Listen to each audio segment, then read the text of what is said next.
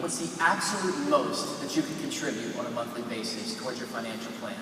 Now I'm talking stretch here. I'm talking get rid of the BMW, get rid of text messaging, get rid of digital cable. We don't eat out anymore, right? Because these goals are important. What's the absolute most that you can do on a monthly basis towards your plan? And then I'm going to toss out a number before they answer, somewhere around 10% of their income. So currently you make around $10,000 per month. Do you think you could do around $1,000 per month towards your financial plan?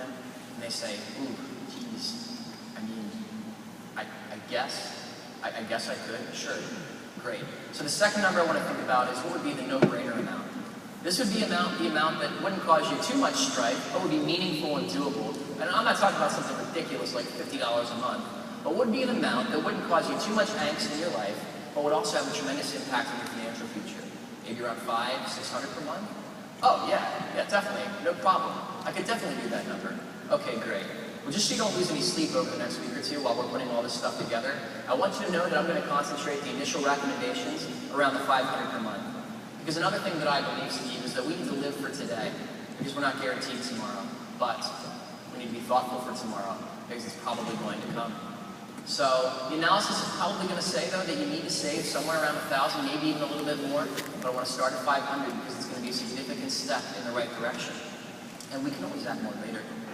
And what that did for me was, when I was doing the old, what's the meaningful and doable number, that very same person would toss out $200 a month. But by taking them to the psychological edge of how far they could handle, and then hitting the blow-up valve and sending them all the way back to 500, it made the number feel smaller. We have to help people succeed, despite their innate efforts to fail. And when I come back to the decision meeting, they might say, you know, I've been thinking a lot about it with Lynn, and I really feel like 500 is probably a little much. Okay, well, what were you thinking? Probably like 300 or 400. Okay, you want to start at 350? Could we? Sure. It's no problem. This is your plan. You can always add more later. Remember, client acquisition. Next year we come back, we're not the salesperson anymore. We're the advisor. The other piece of the fact finder that I want to share with you is least acceptable goals. Worst case scenario goals. I have a habit of trying to be different than everybody else, especially in our industry. And all the other companies, what are your dreams? When do you want to retire? 50, living on a yacht in the Caribbean. That's great when it comes down to not having to eat lentil beans every day, right? So I believe the worst case acceptable goals. Education. What's the least amount you want to provide for your kids for college? Retirement. What's the longest you want to have to work? And what's the least amount of income you feel comfortable retiring on? It's important that we get on track for these goals first. We can always increase the goals later, and we will. But at a minimum, I want to know that we can retire with dignity. Because you know what? $400 a month towards a $3,000 need for this, pie-in-the-sky retirement, they'll do nothing. Because they realize that $400 a month is insignificant against that gigantic red pie that we just showed them in the personal needs analysis. But if it means we're retiring by age 67 and retiring on $4,000 a month, you can better believe they'll make the adjustments necessary to their life, helping people succeed despite their innate efforts to fail.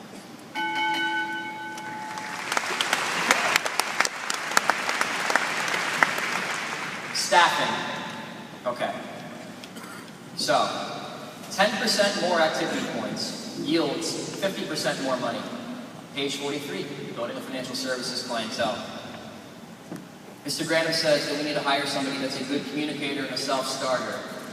Is that because that's the person that's the best for our practice? No. It's because we're the world's worst bosses and we don't have any idea what we're doing. Seriously, I know it's funny, but it's true. So, when's the right time to hire staff? If you find yourself asking the question, I wonder when I should hire staff, it's probably a little bit too late.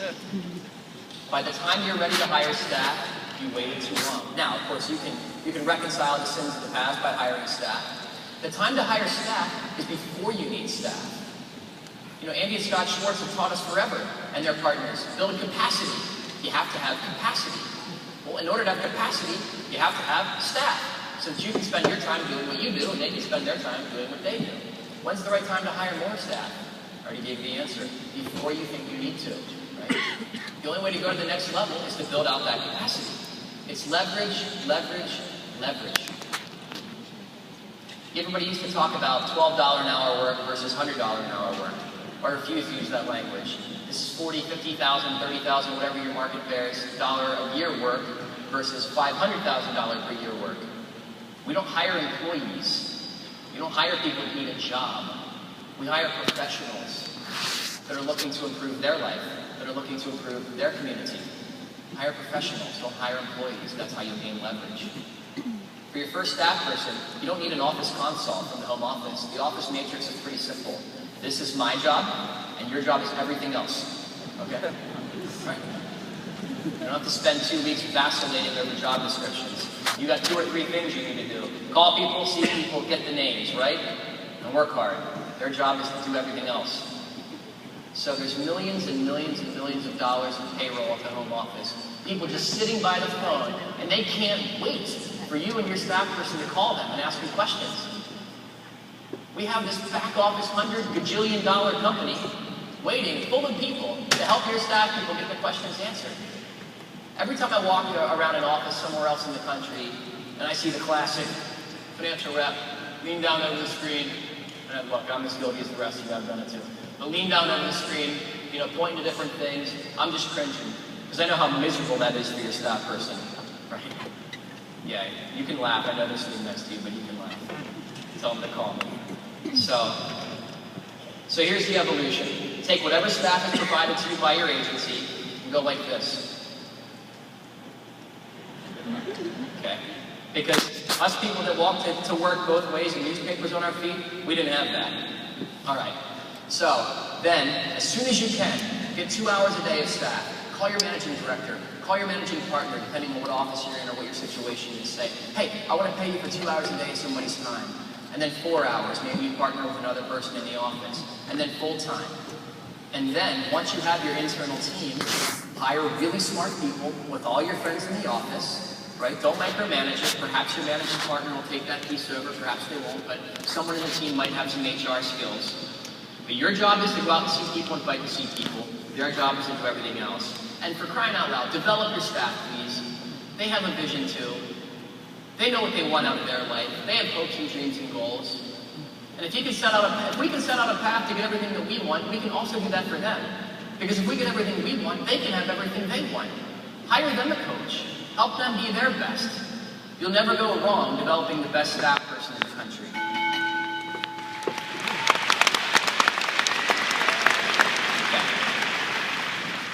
Systems and efficiency.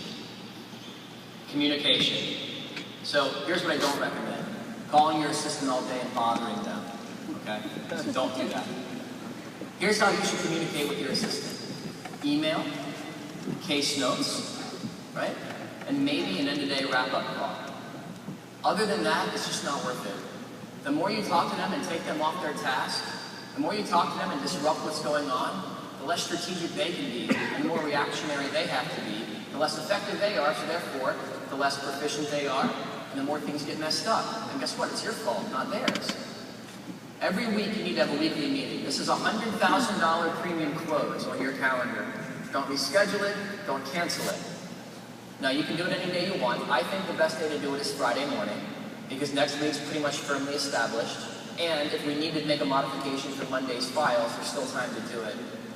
And you can make your own agenda, but I think a good sample agenda to use would be, first things first is your staff person, your staff partner will bring to you a production update. Where do you stand relative to your goals on the day, the week, however you want to measure it, the month, the quarter, the year. Second item on the agenda is activity, commitments, and results. Each of you has something that you're avoiding doing every single week. And so one more layer of accountability in your life isn't going to hurt anybody. So you both make a commitment for the week, and you both have to be accountable to it. You can put the sweeps on, you can put the penalties on, you can put rewards on, although rewards typically don't motivate people. We do all kinds of crazy stuff, shave heads. I mean, not with the staff, but you have to have, we haven't actually had to shave a head. Believe it or not, the environment was designed for success. Okay, so next item on the agenda, interesting cases. They need to know what cases are kind of special, right? They need special handling. Not that every client doesn't get special service, but they need to know kind of which ones to keep their eyes on. So, and then look at every appointment on next week's calendar and have a strategy for every single meeting. Is this a fact finder? Is this a close? Do I need a P&A? Do I need what do I need for marketing? A marketing agenda for every single appointment. If I've said it once, I've said it 100 times. Going to an appointment unprepared to prospect is irresponsible, right? There's too much data out there on everybody. Whoever you're going to go see, the fact that you couldn't feed a name before you got there, it's just unacceptable, particularly because we're not seeing 8 people per day, right? And I say this as much to me as I say to everybody else. Next system, the big board. When we made Forum the first time, Pete Ryder challenged me to have a war room. So we conceptualized this idea. We had a custom-made 6-foot-tall whiteboard for like $600, but you could do it on a piece of paper, and it hangs in my assistant's office space. And on there is a place for all the clients' names, where they are in the process, case open prep, is the file ready, when's the close set, when's the paperwork meeting, and once it's in underwriting, it stays there until it's paid for. That's where our 30-day inventory lives. We have different colored magnets on there to represent who's responsible for what, and it's a gigantic visual of what's going on. It's the war board, right? That's what it is. We call it the big board. And then our 90-day inventory lives on network connection. We use network connection for that, and I update that inventory, and then in my case, my staff updates the big board every single morning. They take a look at what cases happened yesterday, and where did the magnets move, and then an email goes out to say what different people's jobs are that day to push the cases forward. We work too hard. I mean, 10 free one, 10 referrals to 3 fact finders for 1 new client. We work too hard to let the ball drop on something. And besides, it's too important. They need us. They need us to not drop the ball. Just remember, clients are going to fail if we don't help them. So, that's the big board. Last little tip, when you're driving to and from appointments, I don't want to hear about how drive time makes you efficient. Schedule fact finders, conference call your assistant in, they take the notes, you do the fact finder. Okay. Boy, we're really rolling down here. Life on purpose.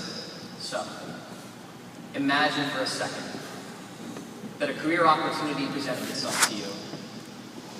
Imagine that in this career opportunity, you got to decide what you wanted, how much of it you wanted, when you wanted. And, oh, by the way, imagine that in this career, you had the opportunity to impact hundreds and hundreds, if not thousands and thousands of lives for the better. And quite frankly, possibly provide them the most impact of any phone call they'll ever receive.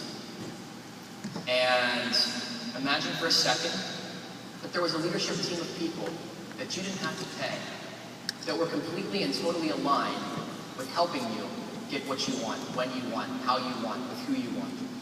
And then pretend for a second that there was a playbook that just basically told you on a day-by-day basis exactly what you needed to do to fulfill all of your dreams, while helping people fulfill all of their dreams. Sound familiar? That's our opportunity.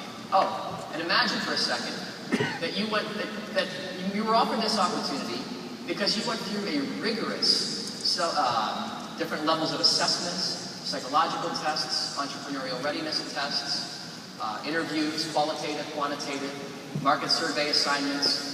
Imagine that you were tried and tested and found worthy and offered the opportunity. You had a playbook. You had this opportunity. And you could literally dial in exactly what you wanted for your year, for your career, for your life, and it could instantaneously be reverse engineered into what you needed to do every day to make it happen. That's the opportunity that we have. How many times do we squander it? You know, we make this business plan, and this business plan, we put in what we want, it tells us what we need to do every day, and yet it doesn't happen. Why? Because we put the business plan on the shelf. We're checking it off, or maybe we don't make a business plan at all. I think that every person has one little thing in their business that they don't do on a daily basis that they need to do, and that's the one thing holding them from going to the next level. Typically, it's either new scenes set or qualified suspects. So you need to do everything you can to set up your environment to capitalize on that leverage point. We have an opportunity to live life on purpose.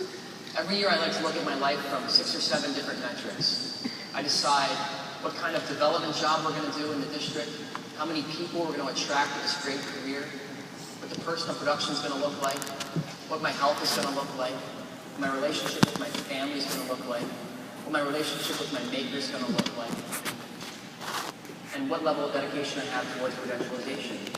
So personal, professional, financial.